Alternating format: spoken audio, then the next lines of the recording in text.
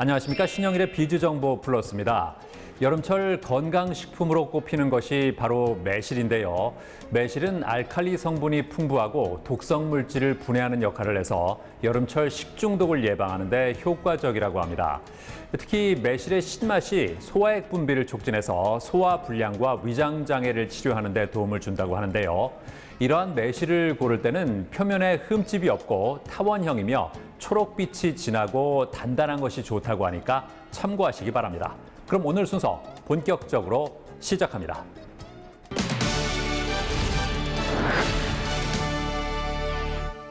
코로나19로 온라인 비대면 방식이 사회 전반으로 확산되고 있습니다. 이에 따라 각종 선거에서도 전자투표 도입에 대한 요구가 커지고 있다는데요.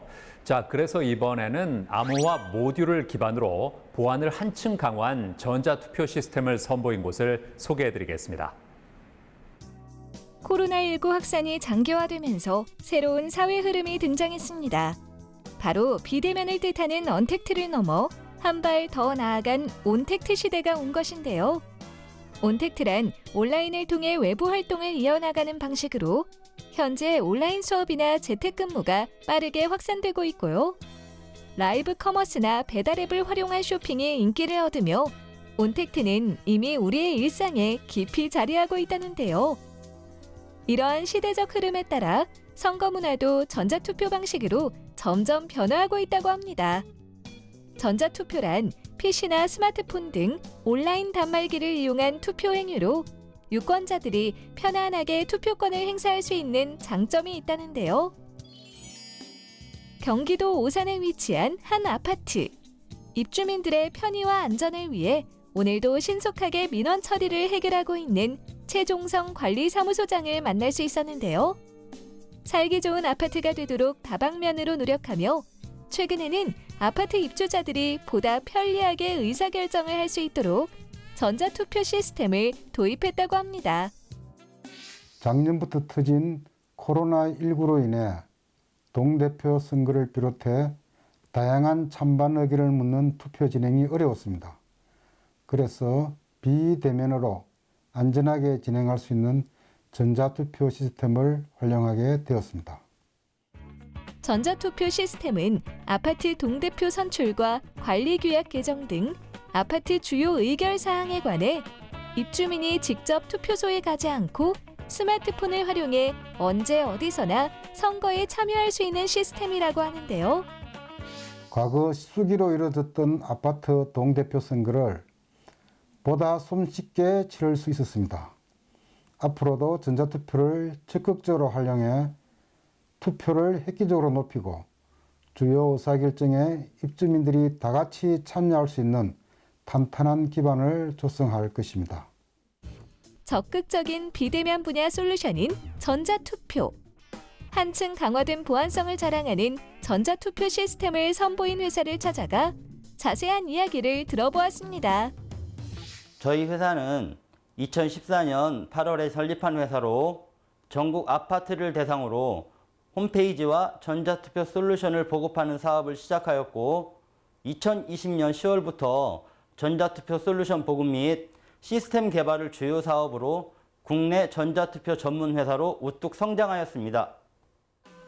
이곳은 우애 좋은 형제가 공동으로 출자하여 만든 전자투표 전문 회사로 전자투표 현장 중심의 업무와 영업 관리는 형인 오일원 대표가 담당하고 전자투표 시스템 개발과 운영 관리는 동생인 오두환 기술이사가 담당하고 있다는데요.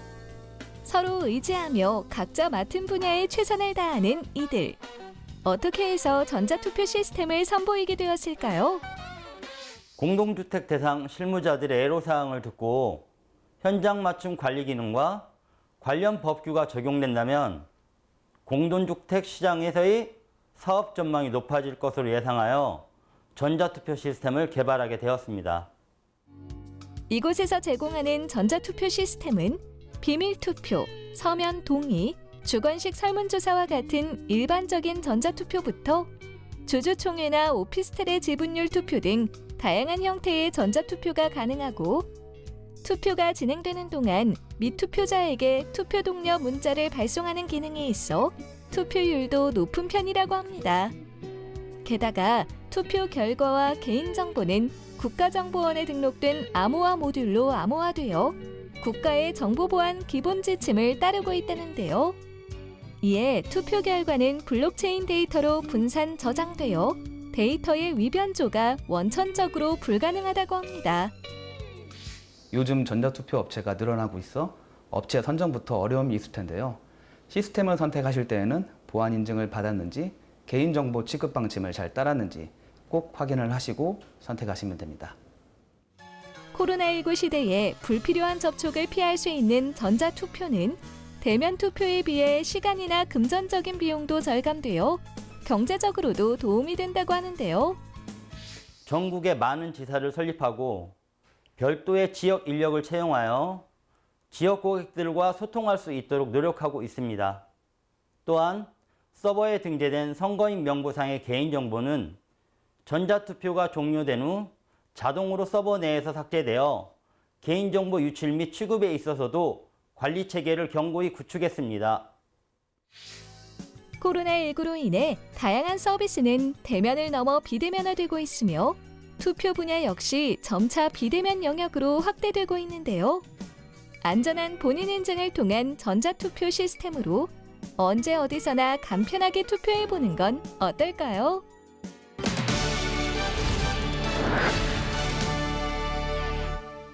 최근 컴퓨터나 스마트폰을 사용하는 사람들이 늘고 앉아있는 시간이 많아지면서 목이나 어깨 등의 통증을 호소하는 사람들이 증가하고 있습니다.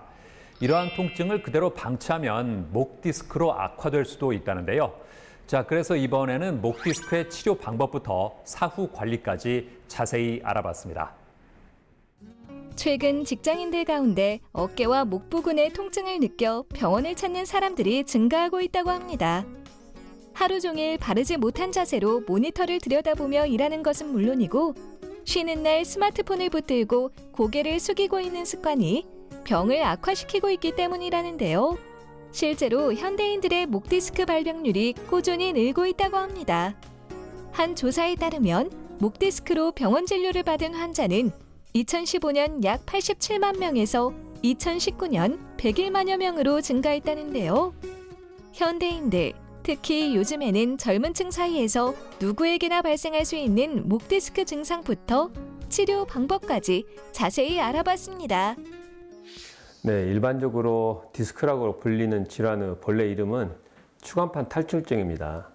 그래서 디스크란 말은 해부학적으로 위아래 척추뼈 사이에 들어있는 구조물이죠. 근데 추간판이라고도 하고요. 네, 척추뼈 사이에 들어있는 추간판, 즉 디스크가 제 위치를 벗어나게 될 때 추간판 탈출증이라고 합니다. 벗어나게 된 위치가 경추에 오는 경우를 이제 목 디스크라고 그렇게 말씀하는 거죠.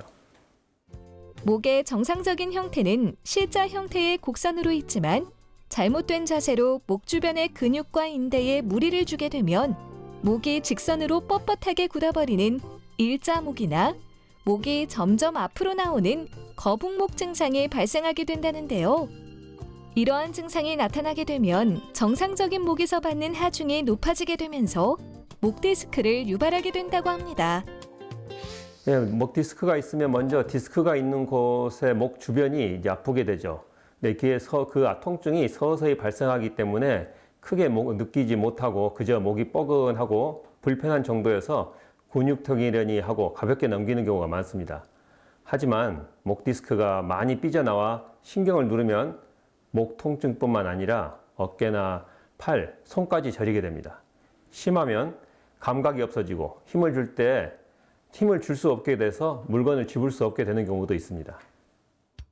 목 디스크는 자연적으로 치유되는 질환이 아니라는데요.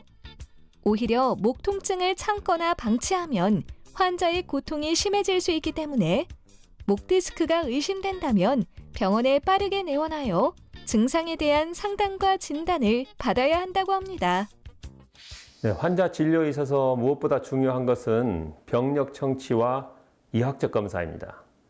간혹 환자 중에 어디가 아파서 오셨느냐고 물어보면 다른 곳에서 MRI를 찍어 왔다면서 MRI 보고서 치료해달라고 하는 경우가 있는데 MRI는 환자의 증상에 따라서 참고를 하는 자료이지 MRI가 모든 것을 알려주지는 않습니다. 환자가 언제부터 아픈지, 어떻게 아픈지, 현재는 무엇이 가장 불편한지 등을 물어봐야 하고 양쪽 손과 팔의 감각은 같은지, 힘은 잘 주는지, 고개 돌리는 것은 괜찮은지 등도 검사해 봐야 합니다. 그리고 난 다음에 엑스레이와 MRI 검사를 하고 때로는 체열도 검사해서 환자의 증상과 일치하는지를 살펴봐야 합니다. 목 디스크는 증상의 정도에 따라 치료 방법이 달라진다는데요. 목 디스크 초기라면 물리치료나 약물치료 등 보존적 치료로 증상 완화가 가능하다고 합니다. 만약 보존적 치료를 시행했음에도 불구하고 통증이 지속된다면 예전에는 수술을 진행할 수밖에 없었는데요. 최근에는 다양한 방법의 비수술적 치료가 연구 개발돼 수술을 받기 전에 치료 방법을 선택할 수 있게 되었다고 합니다. 대표적인 비수술 치료 방법으로는 경막에 신경 성형술이 있다는데요. 목 뒤쪽으로 얇은 관인 카테터를 삽입하여 병변 부위에 약물을 직접 주입해 염증을 가라앉히고 신경이 유착된 부위는 제거해주는 치료법으로 통증을 완화할 수 있다고 합니다. 비수술 치료법에는 척수신경 가지들을 영상장치를 보면서 찾아서 치료를 하는 신경치료를 비롯하여 척수가 들어있는 척추관 안에 있는 경막 외곽내로 약물을 주입하는 경막의 신경치료법과 경막 외곽내로 카테터를 넣어서 염증과 유착을 제거하고 통증 부위에 직접 약물을 넣어주는 경막의 신경 성형술이 있습니다. 한편 목 디스크 치료를 받고 난 후 사후 관리를 제대로 하지 않으면 디스크가 재발하거나 더 심해질 수도 있다는데요. 네, 목 디스크를 치료한 후에는 올바른 자세와 규칙적인 운동 습관이 매우 중요합니다. 그리고 높은 베개를 사용하거나 톡을 개는 것은 목에 부담을 주기 때문에 가능한 목에 안 좋은 습관을 개선해야 하고요. 디스크가 오래된 경우에는 척추 주변의 질환도 함께 동반될 수 있어서 디스크 외에 다른 통증의 원인은 없는지도 잘 살펴보고 치료가 필요하다면 적절한 치료를 받아야 합니다. 장시간 앉아서 모니터를 바라보고 핸드폰을 사용하는 현대인들에게 목 통증은 흔히 볼 수 있는 고질병이 되었는데요. 방치하면 악화될 수 있다고 하니 신속히 검사한 후 증상에 따른 치료를 받아 목 통증을 개선하길 바랍니다.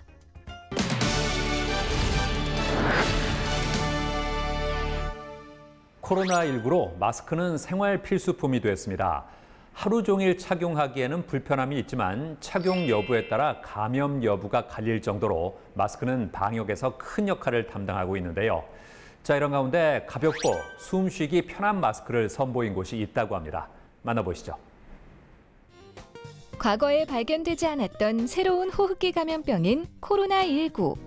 발열과 마른 기침부터 시작해 후각 및 미각을 소실하거나 인후통, 폐렴에 이르기까지 여러 증상이 나타날 수 있다는데요. 1년이 지난 지금도 여전히 산발적인 집단 감염이 계속되면서 코로나19 감염 확산을 막기 위한 사회적 거리 두기와 방역 조치가 강화되고 있습니다. 코로나19는 주로 비말을 통해 전파된다는데요. 비말이란 사람이 재채기를 할 때 밖으로 배출되는 침방울의 입자로 감염자의 미세한 침방울의 입자가 다른 사람의 코나 입 등 호흡기로 들어오면 코로나19에 걸릴 수 있다고 합니다. 이에 따라 마스크가 비말을 통해 전파되는 바이러스로부터 우리를 보호할 방어막이 되었고 누구나 마스크를 착용하는 것이 일상생활이 되었는데요. 이러한 가운데 오래 착용하고 있어도 불편하지 않으면서 마스크 본연의 기능인 미세먼지와 바이러스 차단 능력을 갖춘 마스크를 개발한 곳이 있어 찾아가 보았습니다. 저희 회사는 식약처 인증 마스크를 제조 및 판매하는 회사입니다. 코로나19가 한창인 2020년 2월부터 사업을 준비해 4월 6일에 법인을 설립하고 광주 하남산단 내에 제조 공장을 차렸습니다. 2020년 7월 2일에 식약처로부터 KF94 인증을 승인받아 본격적으로 마스크를 생산 및 유통하고 있습니다. 정직한 마음으로 지속 가능한 사업을 해나가는 것이 최석환 대표의 운영 철학이며 현재는 국민들이 바이러스로부터 안심하고 숨을 쉴 수 있도록 품질 좋은 마스크를 생산하기 위해 최선을 다하고 있다는데요. 코로나19가 터진 후 마스크 대란이 일어나면서 일주일에 마스크 2장을 사기 위해 몇 시간을 줄 서서 사기도 하고 그조차도 구하지 못해 외출도 못한 적이 있었습니다. 마스크 부족으로 인한 감염 발생 수가 점점 늘어나는 것을 보면서 직접 마스크를 제조해 많은 사람들에게 공급해야겠다는 생각이 들었습니다. 그래서 전국을 2달 정도 돌아다니며 마스크 제조 설비를 구하고 공장 부지를 마련하고 팀원들을 꾸려서 직접 마스크 제조 공장까지 설립하게 되었습니다. 이곳에서는 KF94와 KF80 그리고 KFAD 비말 차단 등 식품의약처의 인증을 받은 마스크를 생산하고 있다는데요. 마스크의 핵심 소재인 MB 필터 같은 경우 필터 제작에 오랜 역사를 가지고 있는 업체로부터 수급받고 있으며 겉감과 안감, 귀끈, 코편 모두 국내에서 생산된 고급 원재료를 사용해 제작하고 있다고 합니다. 이렇게 생산된 마스크는 수작업으로 한 장 한 장 꼼꼼하게 불량품 검사를 한 후 개별 포장 파우치에 가포장을 하고요.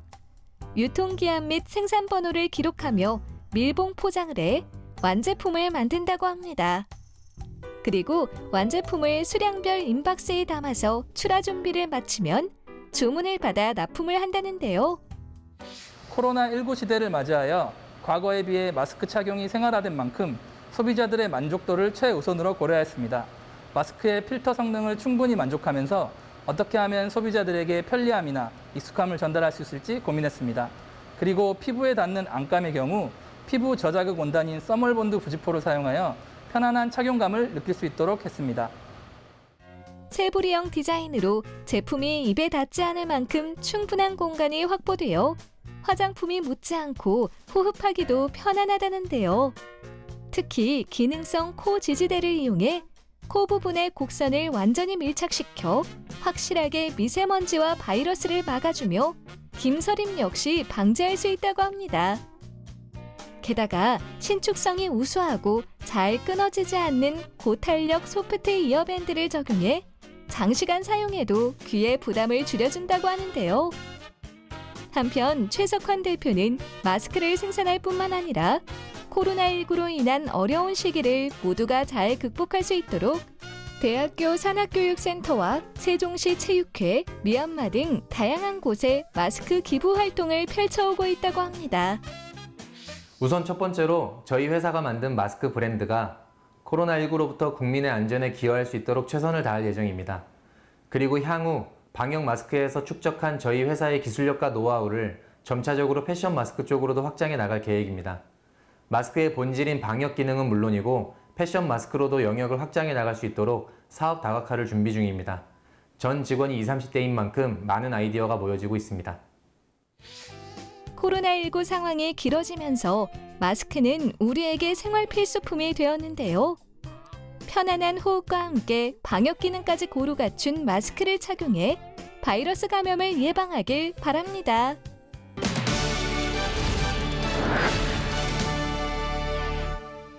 고령화 사회가 되면서 몸이 아파도 혼자서는 병원에 갈 수 없는 고령층이 갈수록 늘어나고 있습니다. 이럴 때 도움을 받을 수 있는 서비스로 간호사 병원 동행 서비스가 등장했다고 하는데요. 어떤 서비스를 제공하는지 자세히 알아봤습니다. 우리나라는 저출산 고령화 시대에 살고 있으며 고령화 속도가 점점 가속화하고 있다고 합니다. 현재 65세 이상 노인 인구가 우리나라 전체 인구의 15% 정도로 그 수는 약 800만 명이라고 하는데요. 2030년에 이르면 노인 인구가 1,200만 명, 즉 전체 인구의 25% 정도를 차지할 것으로 예측된다고 합니다. 이렇듯 고령자가 많아지면서 이에 따른 변화 양상 중 하나가 바로 노화로 인한 만성 질환자가 늘어나게 되고요. 이들의 병원 방문 역시 자연적으로 증가하리라는 것입니다. 하지만 몸이 불편한 고령의 환자가 혼자 병원에 방문해 검사를 받는 것이 쉽지 않은 경우가 많다는데요. 이러한 상황에서 고령인 환자와 병원을 방문하고 다시 귀가하기까지 함께하는 간호사 병원 동행 서비스를 통해 새로운 가치 창출을 추구하는 곳이 있어 찾아가 보았습니다. 일본에 유학을 가서 상학 석사를 마치고 박사까지 수료를 했고요. 일본 국립대학의 고령경제사회연구센터에 연구 조교수로 4년간 근무하면서 실제적인 사회 변화에 대해서 관심을 가지게 되었고요. 그래서 제가 이제 창업을 통해서 사회를 변화시키고자 하는 그런 생각이 있어가지고 사회적 기업 육성 사업에 선정되어 창업을 하게 되었습니다. 살기 편한 사회는 행복한 사회. 이러한 사회의 행복도를 증진하는 것이 이곳의 사명이라고 하는데요. 그렇다면 간호사 병원 동행 서비스는 어떻게 해서 기획 개발하게 된 것일까요? 고령경제사회연구센터에서 저출산 고령화의 원인을 여러 가지 연구를 했었는데요. 그 중에 이제 그 여성분들이 살기 힘들다는 것도 그 원인 중에 하나였습니다. 맞벌이 여성분들 같은 경우에는 일도 하셔야 되고 가사노동도 하셔야 되고 육아도 하셔야 되고 또 이제 그 가족의 간병까지 결국 최종적으로 감당을 하셔야 되는데 이분들의 이런 부담을 덜어드리는 것이 사회 문제 해결의 한 방편이라고 생각을 했고요. 그 다음에 제가 연구했던 것이 독거노인의 행복이라든지 응급구조 문제, 유유 간호사님들의 활용 문제였는데 이런 것들을 종합을 하다 보니까 쉬고 있는 간호사님들이 통원 고령자님들과 함께 병원에 가는 서비스를 개발하게 되었습니다. 아이돌봄과 가사노동, 그리고 직장일에 더해 부모 간병까지 책임져야 하는 자녀의 부담을 줄여주는 것은 물론 유휴 간호사 10만여 명의 일자리 창출을 위해 간호사 병원 동행 서비스를 선보이게 됐다는데요. 통계청에 따르면 간호 면허증을 가지신 분들 중 3분의 1이 쉬고 계십니다. 야간 근무나 높은 노동 강도 때문에 병원을 떠나시는 경우도 있고 출산과 육아 때문에 경력 단절을 맞이하는 상황도 있습니다. 이 병원 동행 서비스를 통해서 평일 자기가 원하는 시간에 환자분들과 함께 가는 그 동행을 통해 가지고 일자리를 창출할 수 있습니다. 간호사 병원 동행 서비스는 종합병원에서 수술을 받은 고령자가 예후를 확인하기 위해 또는 기저질환 치료나 건강검진을 위해 병원에 방문해야 할 때 가족 대신 매칭된 간호사 자격증을 보유한 자가 동행하는 서비스라고 하는데요. 간호사는 집에서 병원까지의 동행은 물론 병원 접수부터 수납, 예약, 진료 결과의 설명에 이르기까지 병원 진료를 위한 모든 과정을 환자와 동행하며 도와준다고 합니다. 나아가 처방약을 체크하고 복용법에 대한 자세한 설명과 검사 결과 확인 후 보호자에게 진료 정보도 작성해 제공해 준다는데요. 부모님들과 함께 병원에 가셔야 되는 자녀분들 부담이 적지 않습니다. 직장인들 연차 내기 눈치 보이고 자영업은 하루 휴업은 매출 이상의 타격입니다. 부모님 또한 자녀들에게 짐 지우고 있다는 느낌을 내려놓으실 수 있습니다. 간호사님들에게는 새로운 수익 창출이라는 효과를 기대할 수 있습니다. 한편 간호사 병원 동행 서비스를 개발한 임승환 대표는 간호사 외에도 요양보호사를 병원에 함께 동행하는 서비스를 진행하고 싶은 마음이 있다고 하는데요.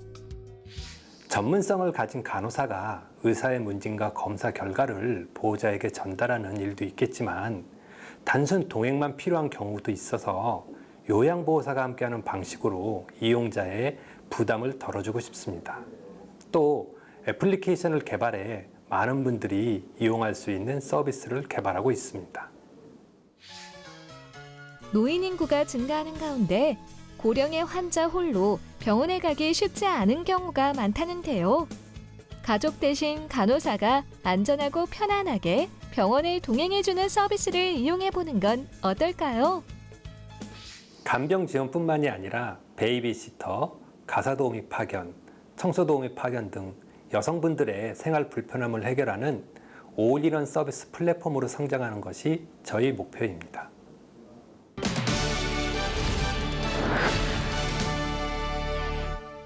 교육을 통한 창의적 인재 양성이 그 어느 때보다 중요한 시대입니다.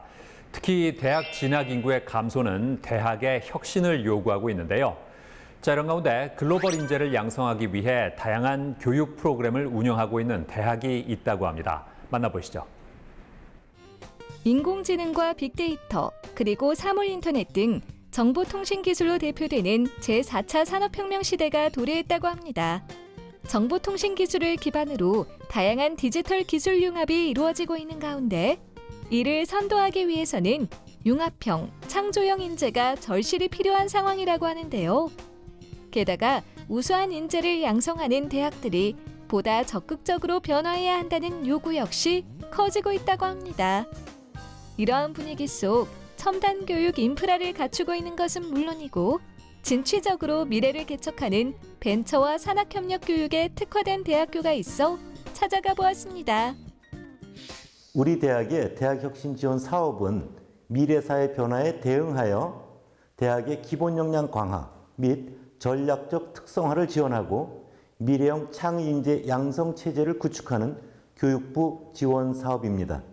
2018년 대학 기본 역량 진단에서 자율개선대학으로 선정되어 대학혁신 지원 사업을 3년 동안 지원받아 성실히 수행하고 있습니다. 미래교육을 선도하는 교육혁신 거점대학이라는 비전을 가지고 할 수 있다는 벤처 정신과 하면 된다는 실천 능력 배양 추진 전략을 통해 미래 사회에 필요한 역량을 두루 갖춘 인재를 양성하고자 한다는데요. 특히 이곳에서 중요하게 생각하는 교육은 학생 맞춤형 역량 증진 프로그램이라고 합니다. 우리 대학은 한 사람의 100걸음보다 100명의 사람이 내딛는 큰 한 걸음에 보다 큰 가치를 두고 우리 대학에 속한 어떤 학생도 뒤처지지 않도록 하겠다는 의지를 가지고 있습니다. 이를 위해 모든 학생이 자신의 고유한 잠재력을 실현하도록 하는 학생 맞춤형 역량 증진 프로그램을 진행하고 있습니다. 학생 맞춤형 역량 증진 프로그램은 전교생을 대상으로 하는 비교과 프로그램으로 1학년부터 4학년까지 단계에 맞춰 다양한 검사와 설문에 참여할 수 있다는데요. 담당 교수는 학생이 작성한 검사지와 설문 결과에 기초해 다양한 프로그램 참여를 유도하고 학생은 주도적으로 문제를 발견 및 해결하는 과정을 통해 도출되는 다양한 성과로 성취감을 고취할 수 있다고 합니다. 이러한 학생 맞춤형 역량 증진 프로그램은 2019 지속가능 발전을 위한 대학혁신 포럼에서 충청권 대표 혁신 사례로 선정되어 2020년 1월 부산의 컨벤션 센터에서 프로그램 운영 성과를 공유한 바가 있다고 합니다. 한편 현재 우리 사회는 능동적이고 논리적인 사고를 위한 필수 역량으로 글쓰기 능력의 중요성이 강조되고 있는데요. 이에 이곳에서는 글쓰기 능력이 특정 학문적인 내용에 국한되지 않고 사회 전 분야에 꼭 필요한 역량이라고 생각하여 온라인으로 학생들의 맞춤형 글쓰기 지도 프로그램을 지원하고 있다고 합니다. 우선 온라인을 통해서 참여하기 때문에 제가 쓴 글에 대해 전문가의 조언을 언제든지 편하게 받을 수 있다는 점이 좋았고 교수님과 맞춤형 지도를 받을 수 있어서 도움이 되었던 것 같아요. 네, 맞춤형 글쓰기 지도 프로그램은 책임 지도 교수를 비롯한 전문 연구원이 온 오프라인 맞춤형 밀착 지도를 통해 재학생의 단계별 글쓰기 역량을 강화함으로써 궁극적으로 학생들의 의사소통 역량의 증진을 도모하기 위한 프로그램입니다. 1학년 교양 필수 교과목인 글쓰기와 커뮤니케이션을 중심으로 교양과 전공 교과목 그리고 비교과와의 연계를 통해 운영되고 있으며 2015년부터는 표준화된 글쓰기 첨삭 도구 시스템을 구축하여 운영하고 있습니다. 코로나19 여파에 대비하여 온라인 교육 시스템을 고도화하며 스튜디오형 강의실 구축으로 비대면 강의에서 놓치기 쉬운 학생과 교수 간의 상호작용을 보완했다고 합니다. 게다가 영상 미디어 라운지와 시네마룸, 정보 검색존 등 멀티미디어 센터를 통해 학생들의 비대면 학습 참여를 지원하고 있으며 천안과 아산, 당진, 서울 4곳의 캠퍼스를 연결하는 원격 화상회의 시스템까지 구축했다고 하는데요.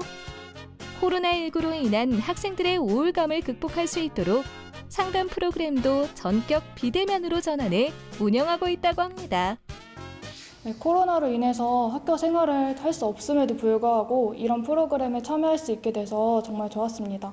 이걸 계기로 코로나를 조금 극복할 수 있었고 이 프로그램을 친구나 후배들에게 추천을 해주고 싶습니다.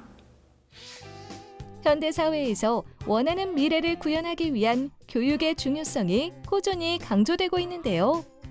수많은 대학이 미래 사회 변화에 대응하는 교육 프로그램을 운영하여 우수한 인재를 양성하길 기대해 봅니다. 우리 대학은 2022학년도에 3,042명의 신입생을 모집합니다. 이것은 대전 충청 지역 총 42개 대학 중 두 번째에 해당하는 규모입니다. 2019학년도에는 대학혁신 지원 사업, 소프트웨어 중심 대학 사업, 링크 플러스 사업, 그리고 평생교육체제 지원 사업 등에 선정되었고 2020학년도에는 고교 교육기여대학 지원 사업에 다시 선정되었습니다. 다수의 국고 지원 사업 선정은 우리 대학의 새로운 지향점인 잘 가르치는 대학이 되려는 노력에 큰 힘이 되고 있습니다. 2021학년도에 우리 대학은 전체 학부의 전공교육과정 고도화를 추진하고 있습니다. 또 3주기 대학 기본 역량 진단 평가를 우수한 성적으로 통과하기 위해서 최선을 다하고 있습니다. 교육 패러다임의 변화와 학령 인구 감소라는 변수를 새로운 발전의 계기로 삼아서 사회에 기여하는 미래 교육의 요람으로 발전하려고 합니다.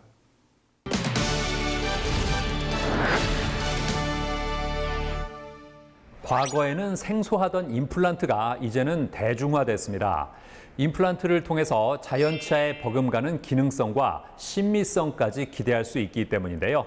자, 그래서 이번에는 임플란트 치료의 개념과 올바른 치료법까지 자세히 알아봤습니다. 현대인들에게 100세 시대란 그리 먼 일이 아니게 되었습니다.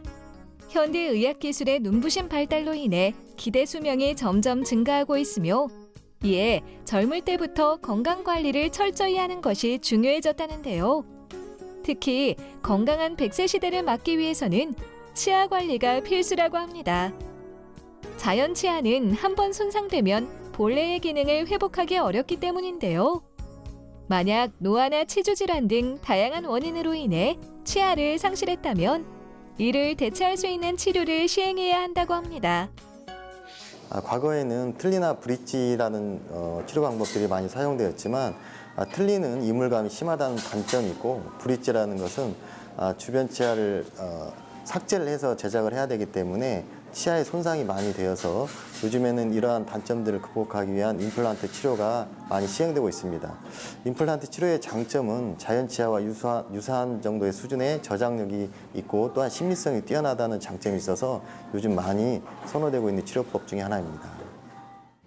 치아를 상실했을 때 진행하는 임플란트는 잇몸에 절개가 필요하기 때문에 고난이도 수술에 속한다고 합니다. 그렇기 때문에 풍부한 임상 경험과 노하우를 지닌 의료진과의 상담과 검사를 통해 치료를 받는 것이 중요하다는데요. 임플란트는 턱뼈에 인공치근을 심어서 고정한 후에 보철을 연결하는 치료인데요. 너무 어린 나이에 치료를 진행하기는 좀 어렵습니다. 따라서 턱뼈 성장이 모두 완료되는 17세 이후에 진행하는 것이 좋습니다.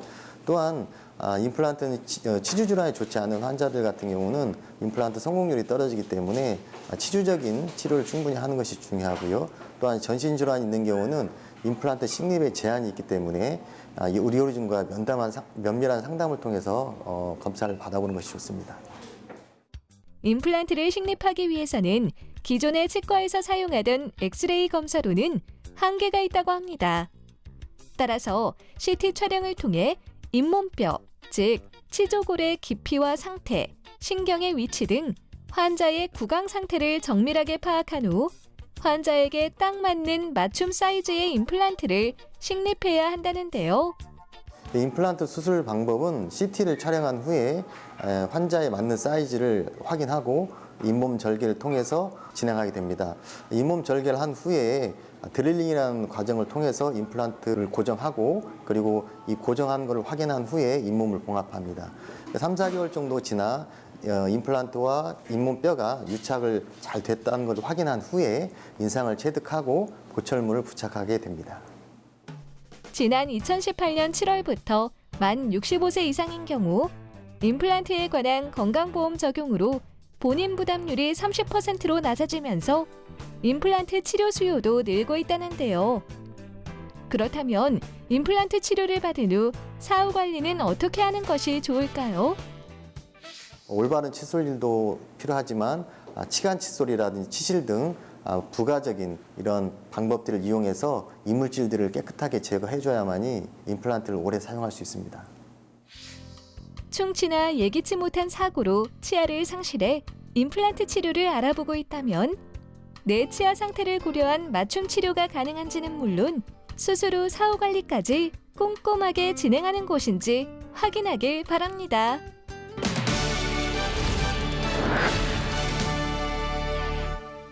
전성우 원장과 함께 자세한 말씀 나눠보겠습니다. 안녕하세요. 안녕하세요. 임플란트는 어떤 환자들에게 필요한가요? 임플란트는 충치, 치주 질환 또는 교통사고 등으로 인한 외상 환자 또는 선천적으로 다수의 치아가 결손되는 환자 또는 틀니를 사용함으로써 심리적으로나 기능적으로 불편한 환자들에게 수술을 하는데요. 자연치아와 유사한 저장력을 회복시켜주는 수술입니다. 치료 기간은 얼마나 됩니까? 임플란트 치료 기간은 환자의 치조골이나 치주 상태에 따라 좀 달라지는데요. 크게 세 가지로 나눌 수 있습니다. 이밋 로딩, 즉 즉시 부활하는 방법인데요. 치조골 상태가 아주 양호할 때 이런 경우는 하루 이틀 사이에 보철물로 완성할 수가 있고요. 얼리 로딩, 조기 부활하는 방법은 대부분 쓰는 방법이지만 두세 달 안에 보철물을 올리는 방법입니다. 마지막으로 딜레이드 로딩, 지연 부활가 있는데 치조골 상태라든지 치주 질환이 심각한 환자들에게는 치조골 증대 수술 같은 게 필요하거든요. 그런데 이런 경우는 약 3개월에서 10개월 정도의 기간이 소요됩니다. 임플란트 식립 후에 관리를 제대로 하지 않으면 어떻게 됩니까? 임플란트 식립 후에 관리가 제대로 되지 않으면 대표적인 부작용으로 임플란타이티스, 임플란트 주위염이 발생하게 되는데요. 임플란트 주변에 염증이 생기기 시작하고 이게 서서히 진행되면서 뼈를 녹여 결국에는 임플란트가 탈락하게 됩니다. 또 다른 사례로는 스크루 루징, 나사 풀림 현상이 발생하는데요. 임플란트와 상부 보철물을 연결하는 이 나사가 간혹 풀리는 경우가 있는데 조기 발견 시에는 다시 조여주게 되면 문제가 해결되는데 이걸 장기간 방치하게 되면 결국엔 임플란트가 파절되는 경우가 있습니다. 그래서 임플란트 식립도 중요하지만 지속적인 구강 관리를 통해서 관리해주는 것이 가장 중요하다고 생각합니다. 네, 오늘 말씀 잘 들었습니다. 감사합니다. 네, 감사합니다.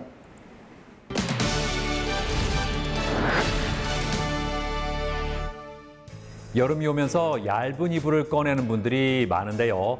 이때 조심해야 할 것이 바로 진먼지 진드기라고 합니다.